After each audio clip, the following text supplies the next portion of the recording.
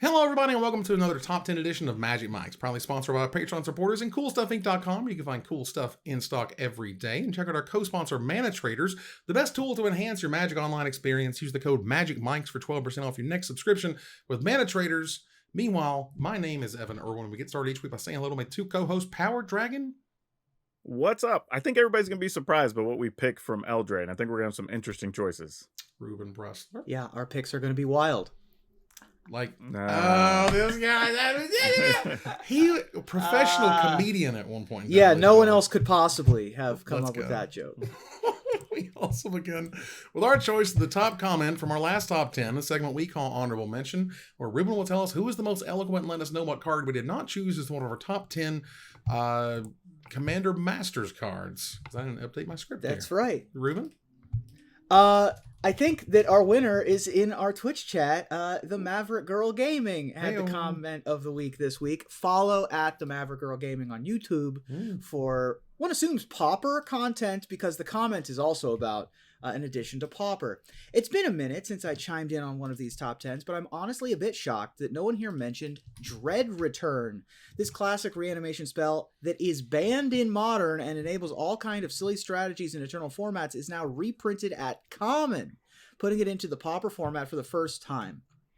It's the best way to reanimate in black in the format that isn't Exhume and may open all kinds of ways to play, especially with the additional printing of Lotleth Giant at Common, which players hope will enable a new way to oops all spells your opponent in the land of commons. Well, for those who don't know, back in Time Spiral, this thing showed up. It is now common, of course. Wasn't uncommon for years and years and years. Dread returns 2 black, 2 generic mana for a common sorcery these days. Return target creature from your graveyard to the battlefield, and you flash it back by sacrificing 3 creatures.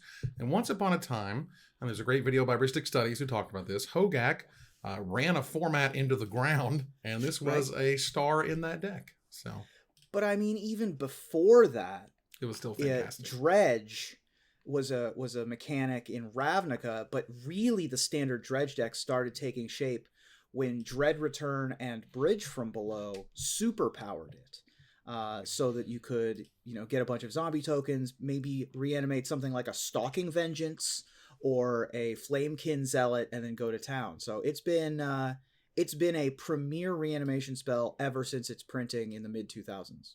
Man, how far we've come from like Bridge from Below and Vengevines being scary. Uh-huh. You know what I mean? Vengevines are still kind of scary. It's just that they aren't nearly as scary as I kill you on turn 1. Look, as we march down the, this is going to be in common now. Oh my God, I can't believe this is common. I believe soon we're going to have a common legend. I don't know what that's going to look like. And then I think one day, years from now, we will have a common planeswalker. It'll probably be very similar to War of the Spark with no pluses or something. But I'm just telling you. Common Planeswalker. One of these days. I mean, does it just have like one ability? Yeah. One ability, like a static something, and maybe one ability to do something. No, weird. you don't give it a static. I'm thinking it'd just be like Loyalty 4 and Makes just the has a 1/1. +1 for something, or even just a -1. It's a 1 green mana. Hold on. It's a 1 green mana, 4 loyalty, -1, add a green to your mana pool. Sure. It's a Llanowar. It's a Llanowar. Yeah, it's a Llanowar Planeswalker, and that's as good as it's gonna get. I could kind of get behind that. I don't know if it'd be common, but I could get behind that as a design. I mean, it's kind of cool. I'm happy to run back the War of the Spark uncommon Planeswalker thing. There was nothing wrong with that. It was a lot of fun. But I'm just saying, as we go through, regardless, thank you so much. Congratulations to the Maverick Girl Gaming. Please contact us on social media for your prize. On Twitter at MagicMikesCast. No, it's not X. It's still Twitter. Thanks again to CoolStuffInc.com for sponsoring this giveaway. And stay tuned for our top 10 list this week. And maybe you can win next week's free gift certificate. Because it is time to talk about the wilds of Eldraine. We are making our way into a new set, our first new standard set since May? Was it May? Might have been May. Yeah. Potentially, Four Late long May. months, yeah. Yeah. And so let's talk about some new cards and get started here with number 10. Ruben, what's your number 10? My number 10 is a card that I think is going to be a staple of red aggressive decks coming out. Usually red aggressive decks are a staple of standard, particularly at the beginning of formats. Also, if you look like this, DM me. My number 10 is Charming Scoundrel. Generic and a red for a 1/1 human rogue with haste. She's a rare. When Charming Scoundrel enters the battlefield, choose one. discard a card, then draw a card, create a treasure token, or create a wicked roll token attached to target creature you control. The wicked roll, by the way, gives +1/+1, and when the aura is put into a graveyard from the battlefield, each opponent loses 1 life. So either 2/2 haste that when she dies pings on the way out, or rummages, or ramps you in mono red up to 4 mana for turn 3. So I think Charming Scoundrel is a very good card. We had Charming Prince in the previous Eldraine that had 3 modes. This is the newest version. Yeah, this I like a lot because it fits a ton of different decks, right? Like you can play it in something that wants to ramp, something that cares about treasure, something that cares about the rolls.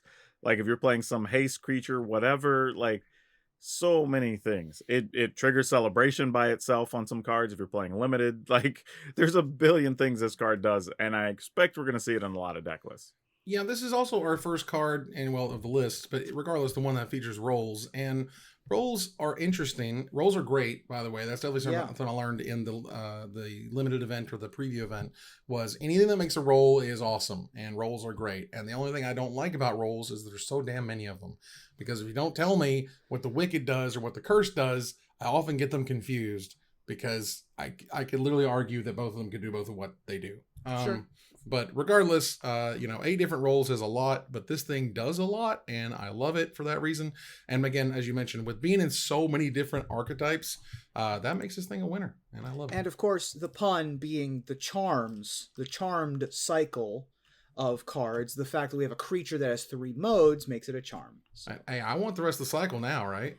Sure. Like, get a and charmed, also charmed prince. We have charmed prince and charmed scoundrel. We could get charmed noble, something like that. Charmed wolf or monster or something. I agree with Evan, though. That is a lot to keep track of. So, self-promotion. Find me in Vegas. I actually have some custom roll tokens made if you want some. So. Nice. Well, there you go. Yeah. So, Power Dragon, what is your number 10? My number 10 is Virtue of Loyalty. This card has been freaking fantastic so far, and the set's only been live for a day. Like, the thing about the card is that you have one side that gets to make a 2/2 knight with vigilance, which is already great. For 2 mana. Right? At instant speed. speed. Like, fantastic. And the other side is pretty easy to cast at 5 mana. And it's not like, and there's decks that already care about enchantments. There's decks that care about +1/+1 counters. And if nothing else, you don't have to commit anything else to the board, and your army just grows every turn. And for whatever reason, you get to untap your creatures. Right. So, I don't even know why that's added on there. But it's just like, all right, cool. Well, I'm going to win the creature battle because I'm just getting big every turn and still swinging. Like, this card is great. There's a world where you can go turn 1 Mana Dork, turn 2 Arden Vale Fealty Mana Dork, turn 3 Virtue of Loyalty, untap the 2 Mana Dorks. Like, there's some wild stuff you can do with this card. Man, this card is so sick. And this won't be the last Virtue we're talking about. But like the fact that these things are all like, they're all super great low cost spell, super great pushed high cost spell. So they're good whenever you draw them. Doesn't matter. Like, I get they're part of Hasbro and we need to meet earnings, but man, when they power creep like this hard, it always makes me go like, oh man, you're gonna have to need 4 of those if you want to be competitive in a deck that uses them. Like, it's great. I mean, it's a sick card.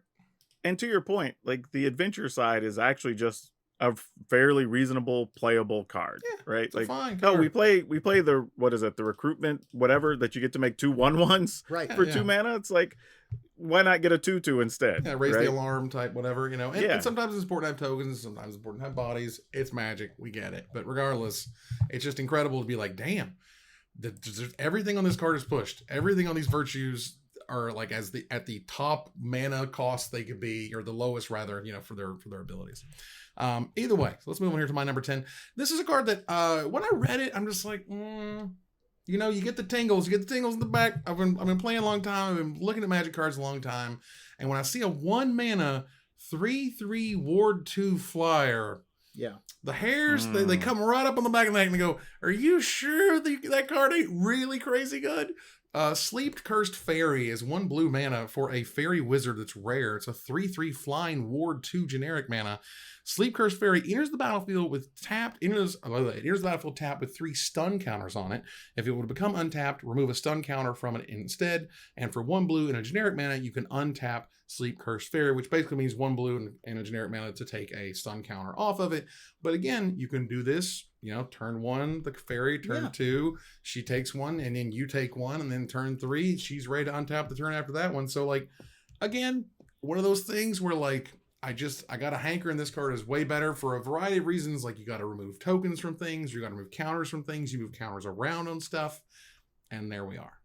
It's also just kind of a suspend creature, right? Yeah. Like 1 mana, suspend 3 for a 3/3 that, oh, by the way, has pseudo vigilance in the late game. Like, there's a bunch of control decks that I've played historically that would love this card because it can untap itself, it can pressure planeswalkers, and, oh, by the way, it can deal 3 damage and put your opponent away. And it's also got fairy synergies. So there's a bunch of things in this set that are like, do a thing, but if you have a fairy, do a thing better. And a 1 mana fairy that can survive a shock is no slouch. Yeah, I actually like this a lot. Like, it's one of those things too, it feels like it's made correctly, right? Like, it's not super powerful, but it's still good enough you feel like you have to play it, right?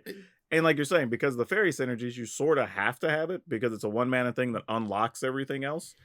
But I will tell people, if you play it, be careful, because untapping it doesn't mean you get to skip removing that counter. Right. Like, I saw a lot of people do that, even today, where they're just like, oh, I'm going to pay and untap it. Like, no, you just get to remove the counter. Right. And fun fact, though, this does dodge Wandering Emperor, which is very nice. Yeah. Well, they have to pay 2, to target it. So they're going to get to 6 to do that. And when you top deck it late, you can just pay all the mana to get all the stun counters off of it. That's no problem, which control decks are happy to do at the end of your opponent's end step or whatever.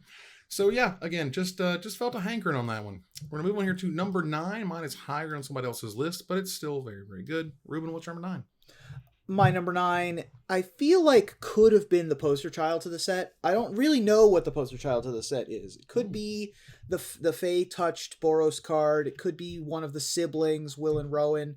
But really, when I think, I look at Wilds of Eldraine and they were like, we're making the fairy tale set.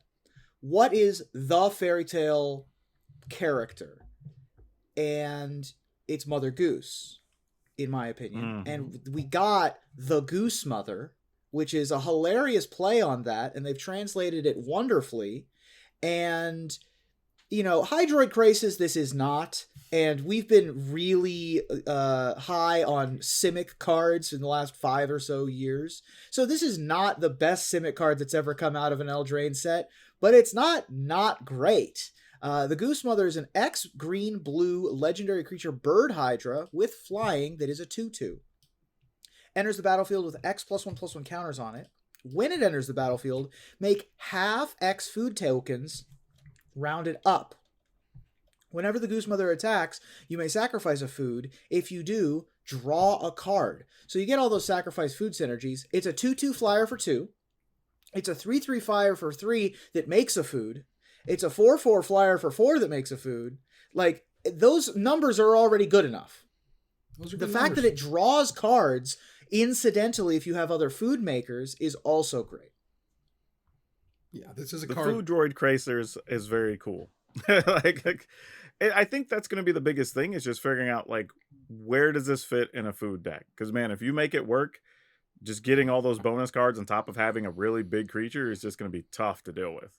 Yeah, and it's great that, in some ways, kind of annoying in many ways to watch the power creep go, but in many ways we're here with saying, like, X mana into it gets you XX stats, no matter what happens. And that's held back a lot of Hydra creatures, is that they will always be 1/1s or 0/0s or whatever, and it's like, that's just too much of a payment to get over the hurdle. And this one's like, no, not only do you get all the value, and you get these other tokens, so the one permanent makes multiple permanents, and then you can stack those permanents to draw cards, and that's just...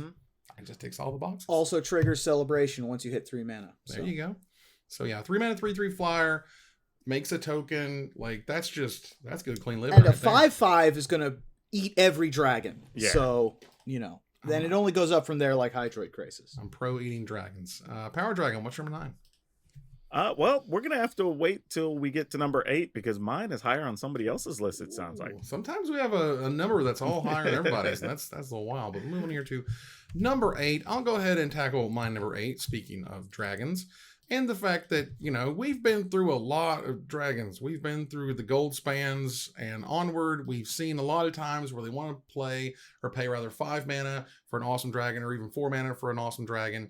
And this go around, we got a really cool flavor of it, and one of the first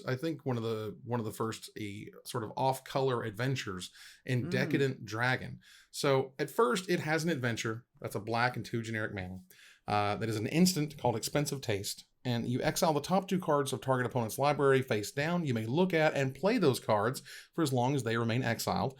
It doesn't say anything about fixing your mana or giving you whatever, because we're getting there. So for 2 red and 2 generic mana, it is a 4/4 flying trample. And whenever it attacks, you make a treasure token, which helps you cast those cards that you didn't get to see. So you kind of have like a pseudo reverse divination at instant speed. And also messing with your opponent, because your opponents hate when you take their cards, because then you could have literally anything in their deck, and that drives them insane. And then you got this well-costed 4 mana 4/4 flying trample that helps you cast all of those and your other spells as you go along. High five. Yeah, I mean, everything's good on that card. Yeah, all of the stats are good on this card. Each of the halves of this card are playable individually. I think that it would be tough to play the instant. If you don't it would be weird to print Expensive Taste just by itself, but sure, it's an end of turn pseudo draw 2 that also is a pseudo mill 2. And then Decadent Dragon, just as being a 4/4 flying trample that makes a treasure when you attack with it, or when you deal damage, or it's just when you attack with it. Yeah, it's crazy. Yeah. So I can particularly see this in something like a Prosper Tomebound commander deck.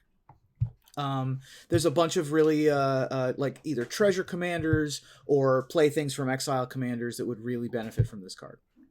Yeah, I think you're going to see this in a lot of Jund builds. It's going to fit like different types of Rakdos, mid-rangey things, like anything that cares about artifacts coming into play. Like this just has so many things it's going to work with. Like I'm going to be surprised if this isn't a major player, at least in standard at the very least. The card's just really good. It's very strong, and I just have a feeling that the Expensive Taste started off as a sorcery, and they were just like, probably, it's not really worth on your turn. You can't necessarily play them, blah, blah. So let's just make it an instant.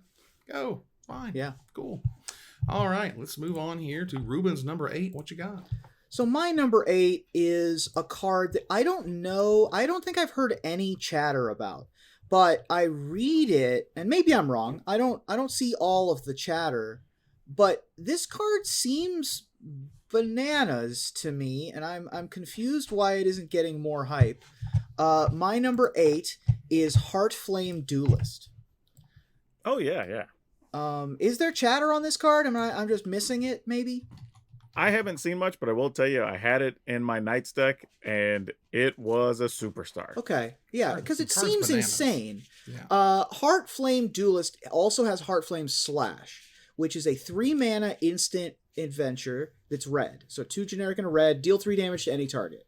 Sure, whatever, man. It's 3 damage for 3 mana, nothing spectacular. But it's also a 3/1 for 2, Human Knight, that says instant and sorcery spells you control have lifelink.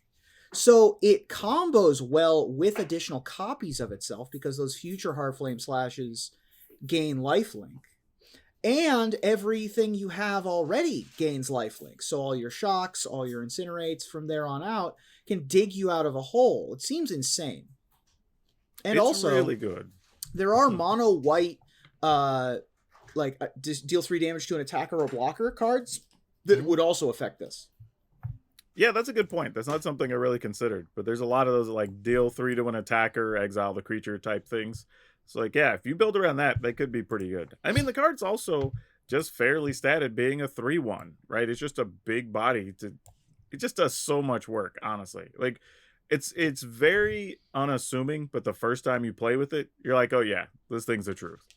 Yeah, you have spells. I'm trying to find the stupid thing, where there's a spell that costs like 4, but it costs 1 less for each attacking creature that's in the set. Oh, yes. And it deals 5 to a creature. It basically says destroy target Sheoldred. Yeah. And I'm like, Yeah. that card is bananas with this card. Absolutely ridiculous. I had this card in a sealed I was playing in the preview event, and it is the absolute truth. 3 mana for a bolt. You'll take it. It's not the greatest rate, but it's stuck to a 2 mana 3/1 that makes all your spells awesome. Like, yeah. Incredible. Card is just on. Witch Stalker great. Frenzy is the card you're talking about, Evan. There you go. Yeah, so Witch Stalker Frenzy, it's a super good spell. I think it would see play regardless of the fact that it's nice here. But, you know, that card to me was like, here, just kill Sheoldred, thanks. Like, all the stupid little creature decks needed to kill Sheoldred. They gave them a really good way to do so. So, yeah, this card is sweet. Power Dragon, what's your number 8? My number 8 is one of 2 on my list that I think are going to be impactful in Commander, but this one is Will Scion of Peace. It's a 2/4 for a colorless, a blue, and a white. Happens to be a human wizard, not a knight, unfortunately, but he does have vigilance, and you can tap him, and spells you cast for the rest of the turn that are white or blue cost X less, where X is equal to the amount of life you've gained this turn. This card has potential to be a really powerful commander. I mean, being able to just, well, one, there's a billion ways to gain life, whether you're doing it from enchantments every turn or making food or whatever. And then all the absurd things you like to play in Commander, now it's just like, all right, for the rest of the turn, everything's going to be -3 or 4 or whatever.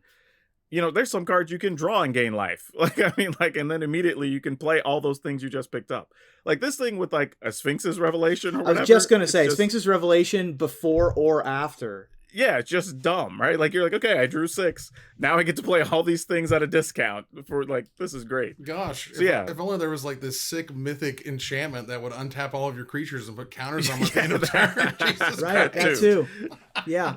I mean, there's a bunch of really good like cards that you could put in a blue-white life gain focused, card draw focused kind of deck. Drogskull Reaver comes to mind. That thing just would immediately, you know, you want to play this with like Eldrazi, big artifacts also.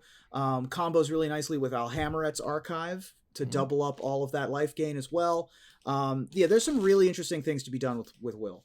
And I really like the way his character has developed in the new story post Phyrexia All Will Be One. He's not the optimistic young kid that he once was. He's taken over for his dad and a little bit, not jaded, but he's got to rule a kingdom now. And I think that he's had a glow up. Dude, he's got grown up responsibilities. Yeah. He's gone from blue to blue-white. I will say this too about the card. Thank you, Wizards, for making it a 2/4 and not a 2/3. I think that's a big difference in this card surviving to get to do the things you want to do with it. Mm-hmm. And I think a level of like what they're kind of afraid of, you know, the life gain one versus the life loss one or whatever in Rowan. Yeah. You know, that's kind of interesting. But yeah, that card is super duper dope. So let's move on here to number 7. Mine is higher on somebody else's list, but don't worry, it's awesome. Ruben, what's number 7? My number 7's a card that I don't know. The reason why I picked it was for Commander. But it does have applications in Standard. Cards that have done one of the things that this card does have seen play in Standard over its time. And the fact that you can do lots of things with this card makes it even better. We've got Rankles Prank. So 2 generic black for a rare sorcery. Choose one or more, harkening back to Rankle Master of Pranks from the previous Eldraine. Each player discards 2 cards. Each player loses 4 life. Each player sacrifices 2 creatures. So the headliner is each player sacrifices 2 creatures. That's Barter and Blood. That is insane in Commander. Right. Each player loses 4 life. Okay, that's not bad if you're like against a control deck. Each player discards 2 cards. Also not bad. I'll take it for free. Like if you're up against a control deck that's trying to stabilize and they've gone like 3-drop, 4-drop and have 2 cards left in their hand. Like what else do we want out of our life? I'll tell you what's crazy is I've considered even just building some type of hyper aggro Rakdos deck and just using this as like a 4-mana deal 4. Yeah. I can see it, you know, and or again, you're disrupting them because you got your head on board. They got 2 cards in hand. You'll take them. Like I played with Barter and Blood. This is Barter and Blood plus. On plus. Yeah, way better. Barter and Blood plus Flame Rift. on the same Yeah, card. yeah. I mean, geez, this card is insane. Yeah. Like the rate, I play Barter and Blood in like cubes, man. Like this is just crazy. Barter and Blood. Barter and Blood's a great card. If you've not played with Barter and Blood, aka the last thing this card does, Each player sacrifices 2 creatures. Is a standard playable it's card. a playable card, man. What I think got me on this card was when I first read it, it was like, oh, okay, choose one. And it's like, no, it's choose one or more. Choose whatever yeah. you want. Like, No, and the world also is your oyster. Just could be whatever. played in a control deck. I mean, Barter and Blood was mostly played in Sure. control decks True. as a one-sided Wrath kind of effect. Mm-hmm. And so if you're drawing cards and you're getting ahead of cards, you don't mind to lose a few. If you're ahead in life because you're the control deck, then you don't care. But more than likely, like the first and the third option as a control deck, card sounds great. Man, this was close to my top 10. This was on my short list. This card is fantastic. Power Dragon, what's your number 7? Well, more virtues, because I think that's going to be a theme today. But virtue of knowledge. We'll start with the adventure, which is Vantress Visions. It's a 2-mana instant, copy target activated or triggered ability you control. You can choose new targets for the copy. So that in and of itself is more than fine. There's a million things you can copy that are going to be great with this. But the enchantment itself is 5 mana, so 4 colorless and a blue. If a permanent enters the battlefield, it causes a triggered ability. If a permanent you control, you trigger that ability an additional time. This is like a million other things we've seen before that people like to play with. Panharmonicons and, that type of stuff. Like, this is just combo central, a billion things you can do with it. Whether you're drawing cards or making tokens or dealing damage. Like this, there's going to be some builds where this might be the only blue card in the deck other than something that maybe draws cards, right? And you're just playing it to trigger all your things. Like, somebody's going to figure out what to do with this, and we're all going to be mad about it. Like, Elish Norn, Mother of Machines is a minimum $21, $22 card. Like, minimum. And this thing's currently $6 to $7 as we record this. That's but it's not the going most to last. expensive of the virtues. Sure. But this was my number 9 because this card is bananas. Like, this, look. I've been around. I was there when Fork was banned, all right? And I know it's not a fork, yada, yada, but it's really close, okay? And Wizards just does not care to let you copy abilities and things at this point, let alone spells, which we've seen like with Double Up and stuff. But like, bruh, this thing is just bananas. It's what you want to be doing all the time. It's an Elish Norn that can't be removed with a creature removal spell or a Wrath. Like, I just can't imagine not every Commander player losing their crap over this thing because it just does all the stuff again. Everything you like again. If you're watching this episode in, let's say, 2029, this might be the most expensive card in the set. It could be. Because if it says the word double on it, it's gonna double in price after it exits out of standard. This card is not necessarily a standard card. This is a Panharmonicon, Elish Norn, as we've mentioned already. Double up all the things you're doing forever. I mean, this is better than Mirari Conjecture, which did something somewhat similar, and allows you to do something earlier in the game as well. So really powerful and fun effect. I think that last point is the biggest thing about this card. It's like, there's other things that cost 4, 5, 6, 7 to do this, but the fact that you get to do something with it earlier, you don't just have to wait and have it gumming up your hand. And especially if you have like ETBs that kill creatures or any of that type of stuff, like you just pay 2 kicker to get a bonus action of it, right? Like this is really good. Right, like imagine, Elish Norn like had Raise the Alarm stuck on her, right? You'd be like, that card's ridiculous. You're like, well, sure it is, because you do stuff early and late. Well, here you go. And it's even better on things if you have like a triggered ability or an activated ability of something you already have in play. Oh yeah. And it's like a super powerful but somewhat expensive ability, then you can just copy it. Like, easy set.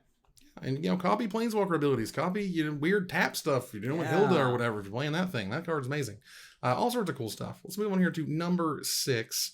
Going to go ahead and roll out my number 6. Look, this is a card that we had at one point mentioned that I'm not reading all that. I'm sorry that happened, or I'm very happy for you. But then I actually got to play against Ashiok Wicked Manipulator in the preview event. And this card is the truth. This card is absolutely ridiculous and can take over games in really gross, crazy ways. So strap in 2 black, 3 generic mana, 5 loyalty planeswalker, a mythic, of course. If you would pay life while your library has at least that many cards in it, exile that many cards from the top of your library instead. +1, look at the top 2 cards of your library, exile one of them and put the other one into your hand, so she's just drawing you cards and going to 6 loyalty. -2, you create 2 1/1 black nightmare creature tokens with quote, at the beginning of combat on your turn, if a card was put into exile this turn, put a +1/+1 counter on this creature. So she comes out, she protects herself, her +1 ability makes these into a 2/2, make them into 2/2/2s immediately. -7, target player exiles the top X cards of their library, where X is the total mana value of cards you own in exile, meaning this thing goes for 2 turns and then boom, can explode and can be super crazy, scary, and weird. And this thing is very good for the only planeswalker in the set. And very likely mills your opponent, like entirely for their entire library. It is also the only planeswalker in the set, so it kind of should be good. 5 mana black planeswalkers of the past have not been the greatest of all time, but they've been good. Liliana Vess, Lolth. This is another good. Lolth was sick. This is another very good value planeswalker. You know, the one thing I will say about this that I think went overlooked initially is on the second ability, having to exile something to get the +1/+1s. It's not your stuff. It's just if a card was exiled. Yeah. So if you exile your opponent's stuff, that works too. If you play an adventure, you know what I mean? Like that puts a card in exile. Like, let me tell you. Interesting. Yeah, I saw that trigger a few times and I went, wait, this does what? Imagine you use her second ability and then you copy it with the virtue, the blue virtue. Oh goodness. You know, now you got 4 of them and they're all going to trigger. I didn't realize that the adventures triggered this. Yeah, this card is so sick. Ruben, what's number 6? My number 6 is a card that we've talked about. Like, it looks really good. This is like you go to the scouting combine and it puts in a top 5 leap and a top 5 sprint, and you're like, but it didn't do anything in college. People know what I'm talking about. You get it. So this is like this is a card that looks real good, but you don't really know what it can do until it gets to the league. But I'm excited to see what Callous Sellsword can do if it gets to the league. Callous Sellsword has a adventure called Burn Together. It's a 1 red mana sorcery adventure that says target creature you control deals damage equal to its power to any other target, then sacrifice it. So slightly different wording than Thud. You can respond to this as opposed to not being able to respond to Thud or Fling or something like that. And then it is also a 2/2 for 2 mana human soldier. It's an uncommon. It enters the battlefield with a +1/+1 counter on it for each creature that died under your control this turn. So, both halves of that are solid. I think that Burn Together is less impressive looking, but it can target anything. And it's only 1 mana. And later in the game, this can sort of trigger itself, where you can sacrifice a creature to Burn Together, maybe do some trades in combat, and then play this as like maybe a 4/4. Yeah, I think being able to target anything with Burn Together is the thing that makes this playable, right? Like you can just toss a creature to emergency, get rid of a planeswalker or something if you need to. Or, you know, I mean, could go upstairs. Yeah. Like, it's not a really. spell. I mean, so there's a few things you could do with this that are actually really reasonable. It's very clever how they basically reprinted Thud as an adventure, but it targets the creature, and that goes on the stack, and that has to resolve for the rest of it to happen. And that was really, really clever. So kudos on them on sort of solving that, like, how do we make this not like the greatest Thud of all time or whatever? It's like, well, because they got to let it resolve. So it's sorcery speed. You can't do it at the end of their the end of their end step or whatever. So some good reasons for that stuff. But very cool card. Let's see. Power Dragon. What's number 6? My number 6 is definitely going to be higher on somebody else's list, so we'll wait on that one. Okay, but it'll be super sweet. Don't worry, we're getting there. Sure. Let's go ahead and turn a corner here to our number 5. Ruben, what's your number 5? Man, we're already back to me. I mean, my number 5 was a card that as soon as I saw the name and type, I was excited. I don't particularly care what else the card does. The fact that the card is also bananas insane and goes into many commander decks is very exciting. My number 5 is Blossoming Tortoise. Knew it. Blossoming Tortoise is great. And look at that face. I mean, he's a very good boy. So Blossoming Tortoise is 2 generic green for a 3/3 turtle. It's a mythic for good reason. Has 3 abilities, all of which are great in your land-centric decks. Whenever Blossoming Tortoise enters the battlefield or attacks, mill 3 cards, then return a land card from your graveyard to the battlefield tapped. That's ramp, ladies and gentlemen. That's a solemn simulacrum where I come from. Mm-hmm. Also, activated abilities of lands you control cost 1 less to activate. That's all of your creature lands. That's your deserted temples. That's your rogues passages. And, oh, by the way, land creatures you control get +1/+1. So whenever you activate those creature lands, or whenever you use a Nissa to turn a land into a creature, or use what's the new spell from this set? It's 1 green mana that's also a Lay of the Land.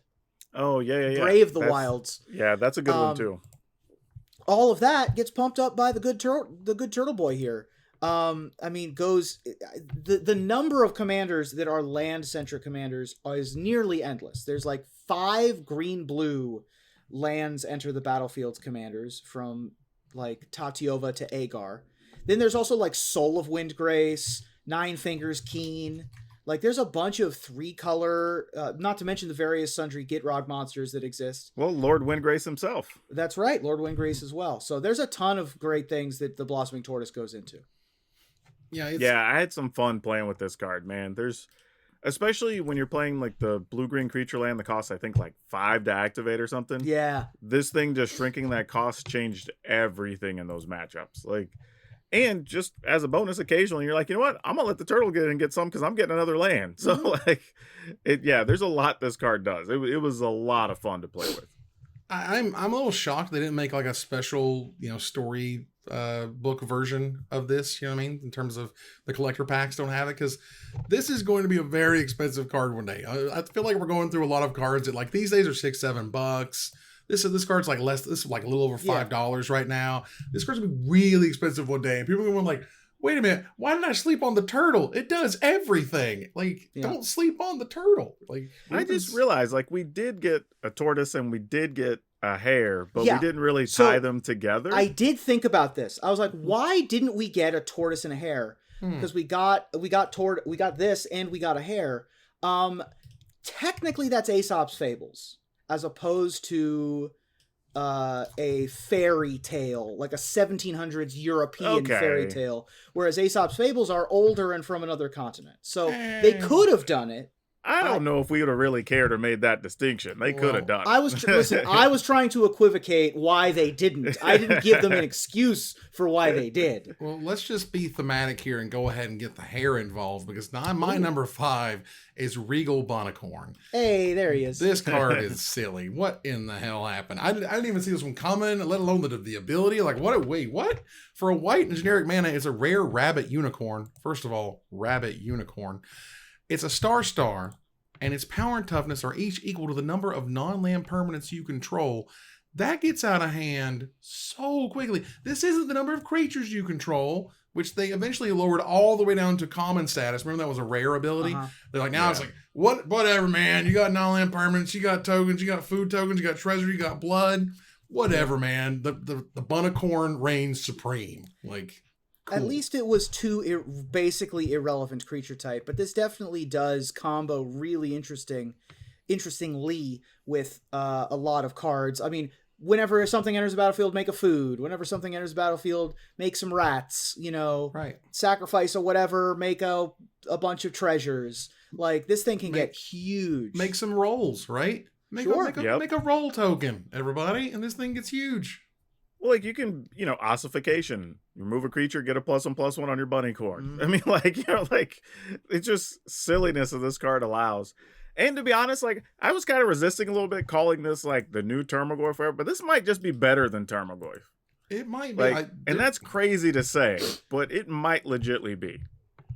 If this had been printed instead of Tarmogoyf, I agree with you that it would have been the Tarmogoyf of the world at the time. Yeah. It would have been pretty silly of them going like, well, how are we supposed to deal with this? We'll kill 5/5 for 2 mana. Right. What are you Yeah, doing? for sure. Yeah. All right. So Power Dragon, what is your number 5? My number 5 is on somebody else's list, and I'm almost willing to guess one of you have it as number 1. We'll get there. When we get there, let's move on here to number 4. Ruben, what is your number 4? So we finally got to my hires. I don't know if you guys have any more hires left, but my number 4 and my number 3 are both higher on somebody else's list. So I threw a deck of cards that I was shuffling onto the floor. So while you guys talk about your number 4s, I'm gonna clean myself up. All right. Well, I'll go because, we had to skip my last 2. But Go for it. Werefox Bodyguard. Mm-hmm. This is such a cool card. For 3 mana, you kind of get the whole, I don't know, Brutal Cathar, we'll call it, effect, since that's what everybody probably knows now. But the cool part about this is it has flash, so you can do it pretty much whenever. Mm-hmm. It has the added ability of you can pay 2 mana and sacrifice it to gain 2 life. But more importantly, you don't have to remove something that your opponents control. And I think that's what sets this card apart from being something even like a Brutal Cathar, is that I was able to use it to protect against a sweeper. You flash this in, exile one of your own things, a sweeper happens, this dies, you get your other creature back. Nice. That was pretty strong. Just being able to have a combat trick in there when they attack, you're like, okay, well, I'm going to remove this, or save a thing when they try to target it and kill it. This card has a lot of flexibility. And on top of that, it happens to be an Elf Fox Knight. So if you happen to be playing an Elf deck or a Knight deck, it can fit into both of those as well. And to try to keep some sort of lid on it, it's, you can't get changelings, for example, which I thought was kind of cute. Right. You can't get other Werefox bodyguards, which is also usually a good thing. Brutal Cathar not being able to target other Brutal Cathars is a big deal. Yeah, big deal. But again, we also just tacked on that last ability to sack it and gain 2 life because reasons. Sure. Because you need that, I guess, question mark. It's a good valve to get rid of just in case they gain control of it or something like that. As I understand it, the Werefox, the Curse of the Werefox, is the Beauty and the Beast equivalent in this set, which I think is the Red Tooth or the Red Tooth something. I thought the red-white was Cinderella. No, red-white is Cinderella. Okay. But the Beauty and the Beast equivalent, which I think is green-white, is a Werefox. Right. They turn into a Werefox, and that's why this card is an elf, and also the beauty part is also an elf. Well, there you go. I also thought of something fun with this card. You could use it to trigger another ETB if you needed to. Yeah. Sure. Flash it in, remove your thing, pay the 2, gain the life, and then you get your other thing back in. So I haven't had it come up yet, but it's a weird corner case that probably will end up winning a game for somebody. Yeah, I mean, when you save your awesome creature with this thing from their removal spell, and then you're like, well, I'll pay 2 mana to get it right back. Thanks, You could put, what's that card called? There's a 3/2 from Kaladesh that says Revolt. Or no, it doesn't work with this. It would be good with a Karmic Guide, right? Where the Karmic Guide is under your Werefox died, and the Karmic Guide just brings it back. Right. It's just Schrodinger's Werefox. Yeah, it costs a little mana. Yeah, right. Yeah. But super sweet here. So let's move on here to my number 4. It's been a very, very, very, very, very long time. 13 years, I think we calculated it, since the World Wake multi-kicker mana rock thing. Remember the Everflowing Chalice? Everflowing Chalice. Everflowing Chalice, that's correct. So that's how long it's been since you could pay 2 generic mana to make a thing that makes you a mana the next turn. No matter what it is, no matter what the drawback is, whatever. Well, they gave us one, and they tried to give it as many drawbacks as they possibly could while also making it great, which is cool. The Iron Crag is a 2 generic mana rare legendary artifact that says tap to add a colorless mana, an actual wingding. And whenever a legendary creature enters the battlefield under your control, you may have the Iron Crag become a legendary equipment artifact named Everflame Hero's Legacy. If you do, it gains equip 3, and equipped creature gets +3/+3 and loses all other abilities. And so future Iron Crags that you draw can become equipment versus you're just stuck in your hand and it sucks. So I think that's kind of cool. and it's iron. It's a So two-mana mana rock. this is the stone of the sword in the stone, I guess. Right. Now that I'm looking at this art, very cool card. I mean, the fact that you can't have 2 in play as mana rocks sort of limits its getting out of hand, which I think was part of what they wanted in not printing additional things like Mind Stone and signets of various kinds. And I think this is a very clever way to do that, in that you can play another one. It's just that the first one you played has since changed and become Excalibur. Yeah, the other thing about this too is the way it's worded. I think a lot of people assume the creature you put it on loses the abilities, but your creature becomes a 3/3, and then the actual Iron Crag loses the other abilities. Right. So you can safely put a +3/+3 on something without turning off the thing you like about it. Right. The quotes spot there, is a lot of heavy lifting. Yeah, it's properly written English, but doesn't necessarily read that way if you read it too quickly. Yeah, I mean, I think the only thing I would like to have seen was to make the equipment a little more interesting, perhaps, or maybe you equip 4 and it gives +4/+4, something a little bit more kind of epic. You know what I mean? I also would have liked another art, I think. You know, we have something called Everflame Heroes Legacy. I would have liked for this to have just made a token instead. Do some Tatsumasa style deal here where it exiles itself and makes the token, and then if the token goes away, the Iron Crag can come back or something like that. Sure. We didn't have enough room in the text box for that. That's okay. So Becomes is what we have. Oh, well. Fair enough. Let's move on here to number 3. Ruben, yours is higher. So Still Power higher. Dragon, what is your number 3? Mine is, this is the other one I mentioned that's going to really care about or be important for a commander, but it's Hilda's Crown of Winter. It's a 3 colorless artifact. It's legendary. You can pay 1, tap a creature. It costs 1 less if you do it on your turn, which is just a nice bonus for no good reason. And then you can pay 3 and sacrifice it and draw a card for each tapped creature your opponents control. This is really, really good in a 4-player game. Like when, one, you have the ability to tap down the scariest thing on the board. So if somebody's coming over with some big flyer or something that's going to trigger and do something awful that you don't want it to do, maybe even somebody's commander that hits you and does something crazy, you can keep it tapped down, which is awesome.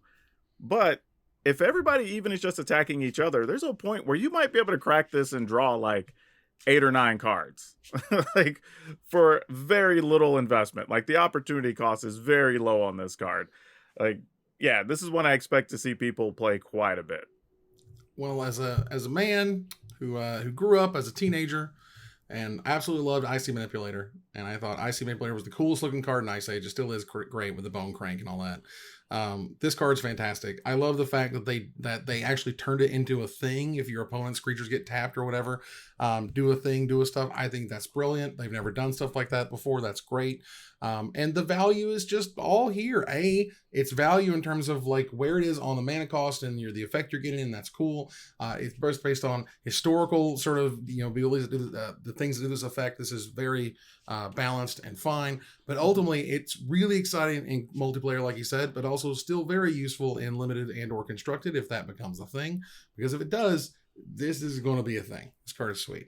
They did some very clever stuff, not both in this set and in general in the history of Magic, but I will specifically point out something that they did that's kind of like a Magic joke that they baked into the set, which is the blue-white set, or the blue-white archetype, is Ice Queen related, and this is an Icy Manipulator. So, like, they probably, that's not necessarily a joke. They come from the same place. Ice can only do so much, I suppose. But it's still a very clever thing that they have done here. The borrowing 100,000 arrows like ability is incredibly good in Commander. It's even if you just borrowed 100,000 arrows, that's good in Commander. The fact that this is attached to a thing that taps things down is even better. And is colorless. Oh yeah. Card is dope. So let's go to some other crazy silly card for my number 3 here. Goodness, so this was 2006. So 17 years ago, when the rocks were soft, there was a card that was very, very exciting. It got to see a little bit of constructed play. It definitely saw a ton of play in my cube. Like, just snap went into my cube. It was like, oh my god, this card is sick. And this card was like, wait, you can put, I think, is any graveyard? Nice. You can put it anywhere? And they're like, no. Now, we're going to make this an easier thing to cast while also stapling Last Gasp at sorcery speed on it that also gains you 2 life, which is what? Virtue of Persistence is not a fair Magic card. Nothing on this is fair. Everything on this is pushed. Black and a generic mana is the Locthwain Scorn sorcery, the adventure. Target creature gets -3/-3 until end of turn. You gain 2 life. You did not need to gain 2 life on the end of that. I would have been just as impressed by this card if it just killed something. So, okay. So early you're killing some for 7 mana, which is the same as Debtor's Knell, but you don't need 3 black and 4. You just need 2 black and 5. For the mythic enchantment that says at the beginning of your upkeep, put target creature card from a graveyard onto the battlefield under your control. Just, there you go. Just have it. Just have your Debtor's Knell and eat your cake too. Just do everything. Whatever. I mean, what I like about this card is that there are going to be decks that don't even really care about the actual enchantment side. That they're just going to play it because it's a quality removal. And then maybe on turn 10 or something, like, okay, sweet. Now I get to just start getting some free creatures. Right. Like, it's the removal part is that good to where you're just like, and I get this bonus, down the road whenever we think we need it. Right. It's a sorcery, but like, yeah. So? But there are so many good, like 2 mana 2/3s, 2 mana 3/2s in aggressive decks, some of which are in this set, that this is able to take care of, gain a little bit of extra life, like a Moment of Craving. And, oh, by the way, I'm hellbent and we're low on cards late in the game. I'll tap out for this as the Debtor's Knell effect. And if you ran into me in 2006 and I was cubing and there was a Debtor's Knell in my opening pack, I was first picking that card. That was like my baby.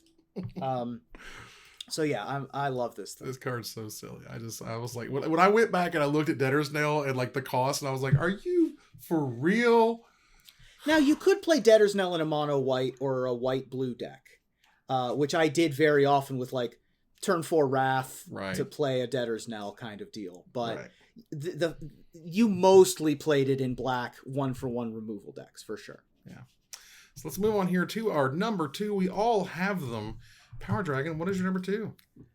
My number 2 is a very interesting removal card in Stroke of Midnight. 2 colorless and a white for an instant. Destroy target non-land permanent, and its controller gets a 1/1 white human creature token. Like, this card, like, what I like about it, especially in Standard, there's a lot of decks where you need to play some type of removal or something to maybe deal with enchantments or whatever, but maybe you're playing like an aggro deck, some green-white something. Like, you just don't want to make room for that. But, like, this is almost like a catch-all that you could play a couple copies of this and still leave a lot of flexibility. Or, defensively, if you just need to make a 1/1 or a token or whatever, get rid of an enchantment that's not doing anything else. Like, and it's instant speed, which is also very cool. And comparatively, we play in Commander the other 3 mana spells that give your opponents a 3/3. Well, why not play this that I can destroy anything and just give them a 1/1 as well? Like, this is really, really fun. Yeah, Generous Gift gives them a 3/3, but can hit lands. This hits non-lands, gives them 1/1, but like, hey, your shoulder's a 1/1. Like, hey, that sick Virtue is a 1/1. Like that's awesome. Just get out of here. It's a 1/1. Your 7 mana play is now a human. This was my number 3. Nice. I play every single copy of this style of card in my Arcades the Strategist Commander deck, because I don't care if you have a 3/3 or a 2/2 or a 1/1. I have 5/04 walls, right? So I play Generous Gift, Beast Within, Swan Song, Pongify, Rapid Hybridization, all in that deck, and I'm going to be adding this one as well. I mean, it's so versatile. Like, it's already over $1 a piece for this uncommon. It's going to be well sought after, I assure you. They made a nicer version for the collector boosters for a reason, or at least some sort of promo version. For the promo pack, because you're going to want as many Stroke of Midnights as you can get, and they're all fantastic. So let's move on here to Ruben's number 2. What you got? Yeah, my number 2 is a card that you don't necessarily need to build around it. I don't even know if there's really a way to make it the centerpiece, but it's going to be the second best card in every deck you build with it. And it's extremely powerful, and it reminds me of cards that have always been kind of good, which is just incidental graveyard hate attached to incredibly good, just mid-range value. So Agatha's Soul Cauldron is my number 2. It's a legendary artifact with a whole mess of text on it. You may spend mana as though it were mana of any color to activate activated abilities of creatures you control. Cool, fine, whatever. Creatures you control with +1/+1 counters on them have all activated abilities of all creature cards exiled with Agatha's Soul Cauldron. All right, we're painting a picture here. What's this third ability that ties this all together? Tap and exile target card from a graveyard. When a creature card is exiled in this way, put a +1/+1 counter on target creature you control. So, I mean, kind of easy to see what kinds of decks want this, right? There's lots of modified commanders and cards that have activated abilities that you want to be taking advantage of, or perhaps using in a different way. There's lots of Ciseis, and, you know, Kenrith the Returned King would be good with this card, but you don't even really need to try hard to make this card work. It's incidental graveyard removal against your opponent's creatures that have abilities while in the graveyard or after. It's just a good way to secure yourself against things like, oh, I don't know, Dread Return, which was our honorable mention today. And, oh, by the way, it's also value going forward to be able to put +1/+1 counters on your own creatures and give them additional abilities.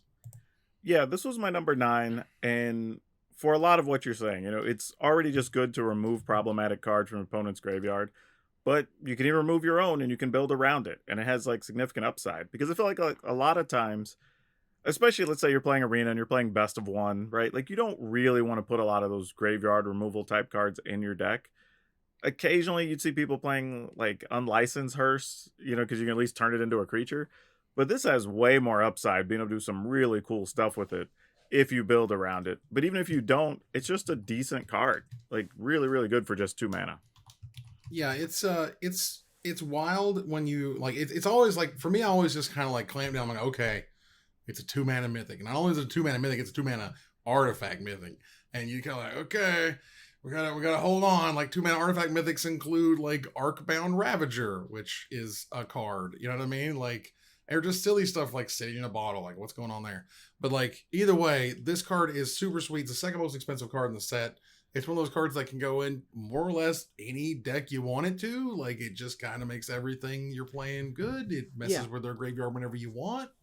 I likened it to Unlicensed Hearse when we first were talking about it, because Unlicensed Hearse was a very popular sideboard card in a variety of decks, none of which particularly cared exactly what it did, but it was just a good, solid card that did the graveyard hate thing and also provided some amount of other value.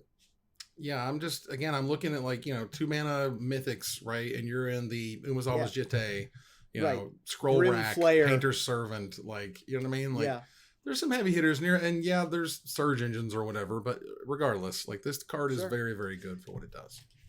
All right, let's move on here to my number 2. This card is sick. This card is sweet. This card is like, it's, you know, it's not the greatest Craterhoof behemoth in the world. It's just a tribute, all right? But Moonshaker Cavalry is already an $18+ card. Moonshaker Cavalry is 3 white, 5 generic mana for a mythic Spirit Knight 6/6 flyer. When it enters the battlefield, creatures you control gain flying. You get +X/+X until end of turn, where X is the number of creatures you control. Yes, that is a reverse Craterhoof Behemoth, but it gives them evasion instead of the trample. Yes, that is arguably a little bit worse. This is the white one. The color, the costs kind of match / mirror one another, which I think is neat. Are they going to try to make, you know, Craterhoofs in every color? God, probably. I hope not. You know, at some point they're going to do something silly like that. Yeah, Star Wars, or what is it? Spaceballs 2 and the quest for more money. They'll just make more Craterhoofs until they aren't $18 anymore. Yeah, I refuse to acknowledge this card. I just don't. I think it's like boring. It's a very good card. It's a very fine card. it's like my my goal is that, you know, my list, at least looking back, are some of the most kind of important cards. Sometimes it's constructed, sometimes it's mythic, or sometimes it's casual or whatever. But yeah, this card is going to be making waves and will always be worth good money. Yeah, it's one of those ones. It was number 6 on my list, and Nice. for just like you're saying, like even if it's not ridiculous today, it's going to be one of those ones that like you're just going to see at a lot of commander tables. I mean, Yeah. if you're playing any type of casual mid-rangey commander and you're playing white, like it's almost just like why not? You know what I mean? Like You're going if wide, the game goes long, right? You got all these tokens, like Yeah. start There's a counting. bunch I of have, decks, 8, like 17 flyers now or whatever they're going it's to like be, a right? Sky's Blade deck that wants this card. Look, Mhm. if Craterhoof Behemoth didn't exist, I would be like, this card is great. I love this card, and thank God they gave Mono White some giant finisher. So, I mean, I'm But- not denying that it's good. I'm just a hater. Yeah, It's just it's just the difference in the colors, right? Because green can ramp up to theirs. They have, natural order and all this other Yeah. stuff. They can just go search for it or whatever. Like, so it definitely will play differently in each deck. Whereas like the white versions, you're likely just hoping to draw it. Though I guess there's green, white, rampy, weird stuff possibly. And Reanimator. Like, Yeah, this that's could true. easily get That's true. reanimated either in an Emeria of the Sky that Ruin style that is thing. my real concern for standard. Like there's a lot of good reanimator cards now. That like some people are just gonna get got by some moonshakers on the ladder. Better get your soul cauldrons ready. Make some soup. There you go. Let's move on here to our number 1. Ruben, what's your number 1? My number 1 is a card that people are terrified about in Commander. We already talked about her brother, so I guess it's time to talk about Rowan, Scion of War. Rowan, Scion of War is a generic, a black, and a red for a 4/2 legendary human wizard with menace, and has tap: spells you cast this turn that are black and or red cost X less to cast, where X is the amount of life you lost this turn. Activate only as a sorcery. This goes crazy in a number of ways with a vast variety of cards. First of all, you can pay all of the life you want with Treacherous Ogre, Unspeakable Symbol, Blood Celebrant, Necropotence. Like, there's a variety of free ways to pay all but one of your life, making all of your spells cost X less. Fire Covenant is another fun one. Then there's a number of crazy X spells in black and red. Perhaps you've heard of some of them. Things like Torment of Hailfire and Crackle with Power and Exsanguinate to be able to kill the entire table. People are very afraid of this card, and perhaps rightly so. Yeah, this is an interesting one. I get where people are afraid. I don't know if I am necessarily, but I do think some people are going to try to get a little degenerate with this, right? Because it's almost too easy to put that puzzle together. So I would expect you're going to see multiple people at least try it. Rowan, Scion of War is a very interesting card. It's weird. It's scary in that whenever they reduce cost, everyone's like, "Oh my god, did you break it?" And they're like, "Well, maybe a little bit," because like they gave it 2 toughness. You can't kill this thing with a whole variety of things, but you can't cut it down, which is kind of nice. Right. And so it is kind of important. It's a 4 power, which is cool. And yeah, this is one of those cards that feels like it's going to be just, it's going to be unbelievable at the top of the food chain, or we're never going to talk about it again. It feels like, there's a bunch of cards in competitive Commander that are like that, where it's like it takes over only in this one format. And I think that Rowan might be like that. I don't have a ton of hope for it in formats where you don't have access to Necropotence, where you don't have access to playing it on turn 1 necessarily. Mm-hmm. All right, well, let's move on here to number 1 for Power Dragon. What you got? Man, this is... I think I put it number 1 because it might end up being my favorite card in the set. But we're talking about Mosswood Dread Knight. Like, this is so good, right? Like, both sides are good. So you have one side that for 2 mana, I can go, or what was that? That was my number 7. That was his number 7. Oh, okay. I was like, wait, what? No, but for 2 mana, you can get a card, lose a life. Like, and that's fine. We have different versions of that, so it's not like crazy or anything. But then the creature itself is also very good. For just a couple of mana, you can get a 3/2 body that is great. Like with that tacked on. But you get the extra ability that if it dies, you can go ahead and play the adventure again while it's in the graveyard and get a chance to play your 3/2 again. So you just have a never-ending night that just pairs well with a ton of different decks that can show up in standard. And even in a pinch, it's just a quality body all on its own. Like this card is all around great.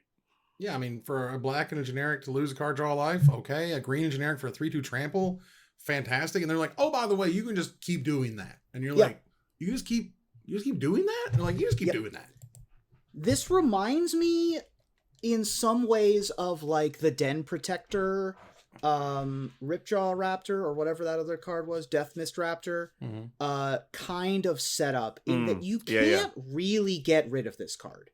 I mean, you're going to have to do more than just kill it to get rid of this card. And it's a 3/2. That's not nothing. That's not chump change. That attacks pretty efficiently. Gives you card advantage in the mid game. And yeah, I think that this is really spectacular. And being able to cast it in particular, there are lots of things that specifically want you to cast things from graveyards, either, you know, perhaps Lucky Clover style effects, but there's also things that are like whenever you cast an adventure, do a thing. Whenever you cast a spell, do a thing. Whenever a thing enters from your graveyard, do a thing. This is a very low cost for both of these effects. And they were very smart in making the adventure a sorcery. So there is an opportunity to try to get it out of the graveyard, because otherwise this thing would be virtually unkillable. Like it's already a great card, and it randomly tramples too for no good reason. In response to your Cauldron, I will draw a card and lose a life. That would not feel good. Yeah, Agatha's Soul Cauldron looks better with every card that we talk about. Now, through the process of elimination, I believe this is Ruben's number 4 and Power Dragon's number 5. Correct. This card is like, what were you actually thinking, Wizards? I want to know. I want to know who was in the room and what we all were talking about, and at which point did y'all say, okay, it's Beseech the Mirror card. This is totally fine, decent Magic card. It's gonna be a cool mythic. Maybe they hadn't finished designing the One Ring. Maybe they hadn't finalized Sheoldred. You know what I mean? I don't know. But I can't imagine a world where this thing is already $35 a piece because it's dumb. And like, oh my God, Beseech the Mirror is a card that when I read it, I honest to God couldn't believe it. I was like, are you serious? Beseech the Mirror is 3 black and 1. So 4 mana for a mythic sorcery with Bargain. You may sacrifice an artifact, enchantment, or token as you cast a spell, and thanks to the rolls, you've got plenty of things to sacrifice. Thanks to the food, plenty of stuff to sacrifice. Treasures, blood, whatever. Okay. Also, 1 rings, right? With burden counters on them. Search your library for a card. Exile it face down, then shuffle. If this spell was bargained, you may cast the exile card. You don't just put it on the battlefield. You can cast it, which means with the 1 ring, you get the protection trigger all over again.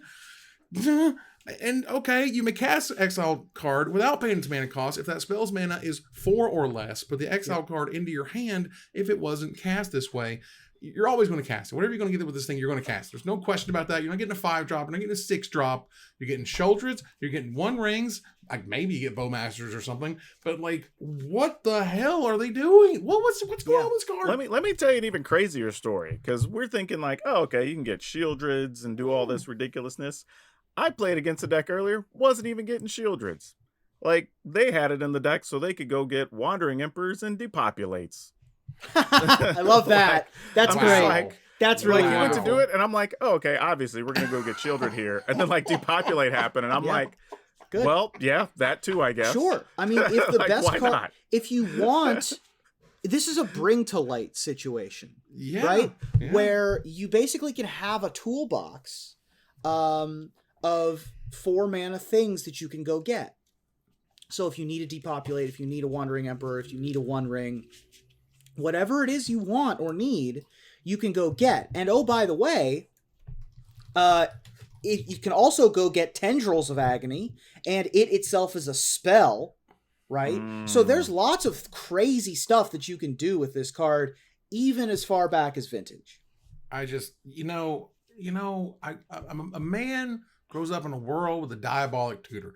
Diabolic Tutor was 4 mana to get 1 card from your graveyard. It was a 4 mana, demonic tutor. And it was like, okay, we've reached thresholds, we understand, and you're telling me for 1 additional black mana and a bargain trigger, I get to cast anything 4 or less out of my deck. I don't understand. What I'm looking forward to is this in a Storm deck in Vintage. Sure. Where you play it, sacrifice one of the moxes that you used to pay for it to bargain it, and go get your Yawgmoth's Will for free. Play it again. Get out of here. Get another Beseech the Mirror. Like, we can go crazy with this card. God. And here's the weird part, right? Like, for 4 mana, we used to just Diabolic Tutor and turn our nose up at it. Right. Like, you know what I mean? Like, we used to be like, nobody wants to play this card. Now you get Diabolic Tutor plus, and you might just cast the thing you went and got. I mean, and that's the other thing. Fair, it doesn't have to get a 4 mana thing. Right. It could go get whatever the hell you need to get. Whatever it needs. But if it's 4 or less, you just get to play it. To be fair, black tutors like this have not been good, except for like Mastermind's acquisition, in a very long time. And this one's extremely good, not just because it's a tutor, but it does cast the thing. I don't think I'm ever searching for something that costs 5 with this card. No, never. You'd never. I don't know why you ever would, honestly. Maybe, obviously it's Magic. I'm sure there's some reason why you would, but just the fact that you could sacrifice the One Ring to cast the One Ring again is just, I just can't. In that dumb deck I played against earlier, maybe they go get, like, Farewell. Sure. When they have to, right? They're against the wall. You got to do what you got to do. You suspend one Farewell. Yeah, that's fine. Right? Yeah, exactly. You do what you got to do to get by. I have Mastermind acquisition for, giant things. Right, because this Diabolic Tutor, you don't have to show it to them. Like, you can just go get something to put in your hand and be like, I ain't sacrificing crap. Go, like, that's the thing you can do. So this thing has it coming and going. It's a fantastic spell. It was my number 1 with a bullet. It's the number 1 most expensive card in the set for a variety of reasons. Oh, and okay. If it is banned in the future, I would not be surprised. It creates redundant gameplay experiences, and most of the cards that do that very efficiently don't stick around very long. Yeah, I do think that this is closer to bring to light, though. I don't know that it's... I hope it's not. Like I said, maybe this is just cool and fun. It's neat and no one cares. And it's not. You could be right. I would not be willing to bet a pie bet on that this thing doesn't get banned in a format at some point. And we'll see. And that was our top 10 Wilds of Eldraine cards. You'll see them on the screen right now for your review. Take a look at my list, Power Dragon's list, Ruben's top 10, and we want to hear from you about what card we did not talk about. And we'll select our favorite to win $50 worth of anything at CoolStuffInc.com. But before we go, I want to thank my co-host. Thank you, Power Dragon.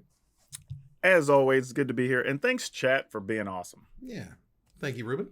Thank you. And I wanted to say real quick, it's tough coming back to a plane for the first time and doing it in a way where it doesn't feel like a rehash.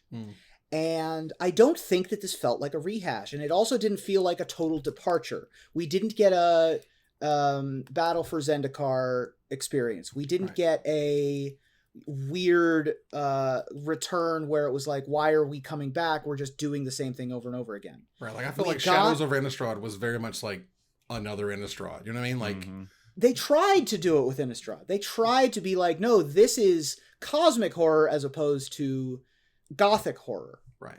And this is, darker fairy tales and the original Grimm fairy tales as opposed to the fairy tale saga Disneyfication fairy tales.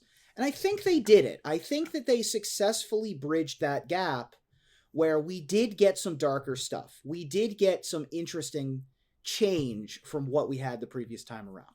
I would note that I think it's most interesting that they chose 10 fairy tales to focus the 10 pairs on. And that created a very unique, different experience than the first of Eldraine, which is more like, here's fairy tale stuff. Yeah. And it goes in the color pie this way. And you're like, okay, cool. But now here are fairy tales. Right. We're telling you them. We're going to show you along the color pies. It was also pies good coaching.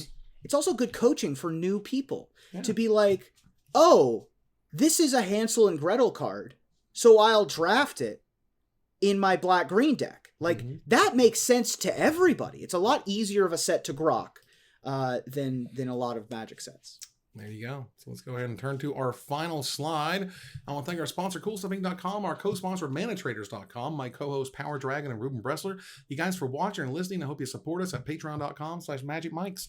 Please follow, like, tweet, favorite, share, subscribe to everything social that tells people we exist. Catch us online at twitch.tv at Magic Mics, on Twitter at Magic Mics Cast, our Magic Mics subreddit, and like the Magic Mics page on Facebook. Or join us here next week, same time, same place, for another episode of Magic Mics. Good night, everybody.